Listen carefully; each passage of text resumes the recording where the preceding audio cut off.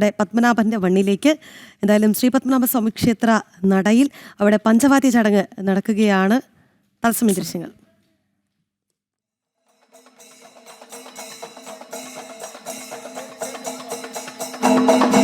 Hello,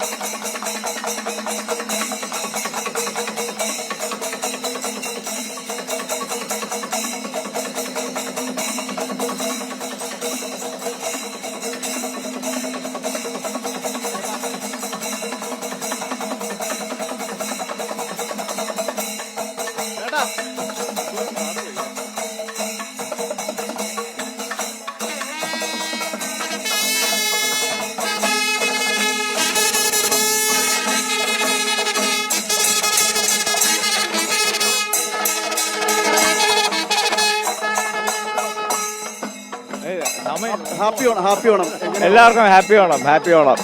9 മണിക്ക് എത്തണം അവിടെ. ഓണാഘോഷങ്ങൾ എങ്ങനെ പോകുന്നു? ഓണം മഴയും വെയിലും ഒക്കെ ആയിട്ട് പോകുന്നു, വലിയ കുഴപ്പമില്ല, നന്നായിട്ട് പോകുന്നുണ്ട്. വലിയ പൂക്കളമാണ് ഭഗവാന്റെ മുന്നിൽ ഒരുക്കിയിരിക്കുന്നത്.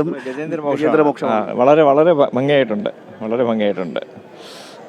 ഒരു മഴയായിട്ടും അത് വലിയ കുഴപ്പമില്ല, അതിനെ ഭഗവാൻ നിർത്തിയിട്ടുണ്ട്. ശരിക്കും ഇവിടെ കിഴക്കേനട കയറുമ്പോൾ ഇടത് സൈഡിൽ ഇതേപോലൊരു പടമുണ്ട് ഭിത്തിയിൽ, വളരെ നന്നായിട്ടുണ്ട്. പൂക്കളുണ്ട്, വളരെ മനോഹരമായിട്ടാണ്. അതെ, വളരെ മനോഹരമായിട്ടുണ്ട്. Thank you. എങ്ങനെ ഓണാഘോഷങ്ങളൊക്കെ ഓണമാണ് എല്ലാ സന്തോഷവും നിറഞ്ഞ ഐശ്വര്യം. വേറെ പ്രത്യേകതകളുണ്ട്, ഒരുപാട് പ്രത്യേകതകളുണ്ട്.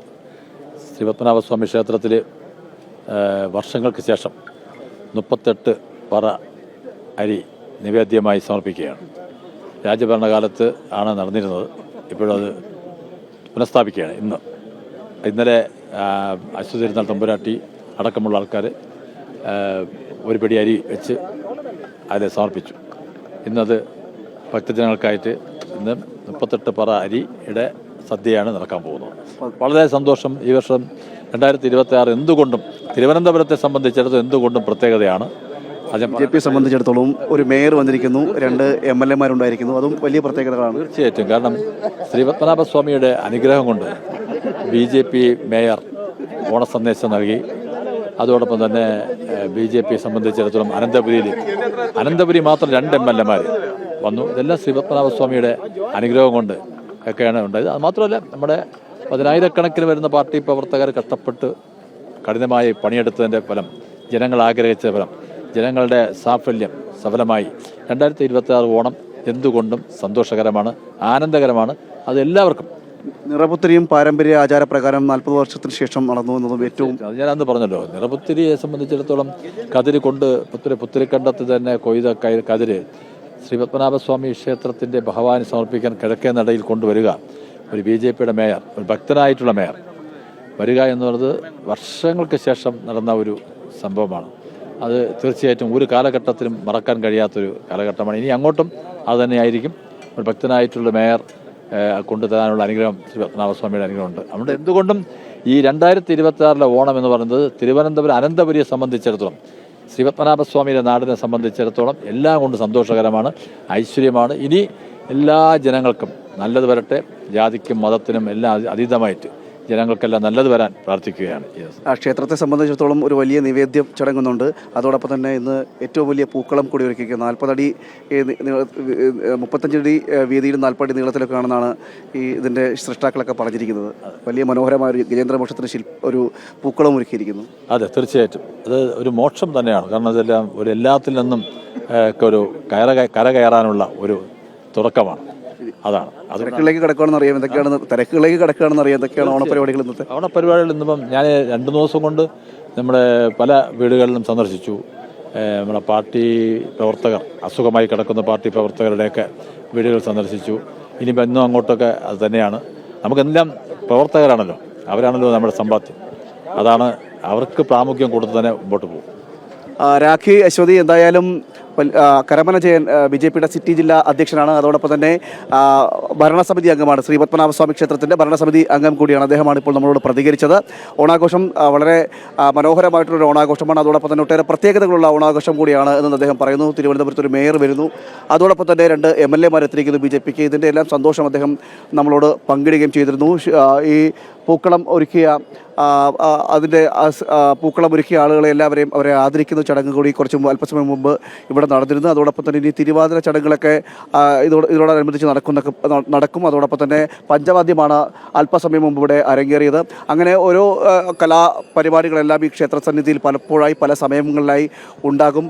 തിരുവനന്തപുരം ഓണാഘോഷത്തിലേക്ക് കടന്നിരിക്കുകയാണ്. നമുക്കറിയാം, തിരുവനന്തപുരം ഓണാഘോഷം എന്ന് പറയുമ്പോൾ തന്നെ ഓണം വാരാഘോഷമായിട്ടാണ് തിരുവനന്തപുരത്ത് ആഘോഷിക്കുന്നത്. ഒരാഴ്ചക്കാലം നീണ്ടു നിൽക്കുന്ന ഒരു ആഘോഷമാണ്. അത് പലയിടങ്ങളിലായിട്ട് വിവിധ കലാപരിപാടികൾ അരങ്ങേറുന്നുണ്ട്. വൈകുന്നേരമാകുന്നതോടുകൂടി തന്നെ അനന്തപുരി ഉണരും എന്ന അക്ഷരാർത്ഥത്തിൽ ഒരു വലിയ ആഘോഷത്തിൻ്റെ ലഹരിയിലേക്കൊക്കെ കടക്കും എന്നതാണ് ഏറ്റവും പ്രത്യേകത. നാടും നഗരവും എല്ലാം ദീപാലങ്കൃതമായിട്ട് ഒരുങ്ങുന്നു.